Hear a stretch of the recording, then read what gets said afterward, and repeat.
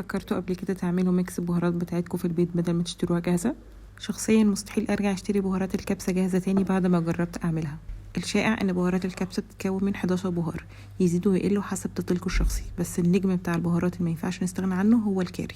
حاولوا تجيبوه اعلى كواليتي، والتوابل اللي ينفع تكون سليمة هاتوها سليمة وحمصوها انتوا بنفسكم.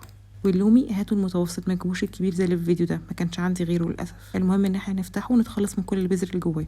هو اللومي ده اصلا ليمون، فكل المواضع اللي فيها البذر في الليمون هتلاقوا فيها بذر في اللومي. حطوا كل التوابل الصحيحه اللي عندكم على نار هاديه خالص، افضلوا قلبوا فيها علشان ما تتحرقش، لو اتحرقت هتضيع كل الطعم اللي احنا بنعمله. وطبعا كل التفاصيل هتلاقوني كاتباها تحت في الكابشن. هستناهم يهدوا شويه من حراره الطاسه وانقلهم على مطحنه التوابل. وتركايه مهمه جدا، حطوا نص معلقه من النشا هتمنع اي رطوبه ممكن تتعرض للتوابل. بعد ما تطحنوا كويس قوي انقلهم في بوله وحط عليها باقي التوابل الباودر اللي للاسف على الاغلب مش هنعرف نجيبها صحيحه، الجنزبيل والكركم والبابريكا والثوم والبصل الباودر وطبعا الكاري. قلبين في بعض كويس قوي. دلوقتي هتشموا احلى ريحه بهارات، هي بهارات تقيله بس ما تقلقوش، احنا كده كده بنحط منها معلقه واحده بس. احفظوهم في برطمانات ازاز او في اكياس بلاستيك في الفريزر لو عاملين كميه اكبر، مش تحتاجوا منها غير معلقه واحده كبيره لنص كيلو لحمه او فرخه كامله.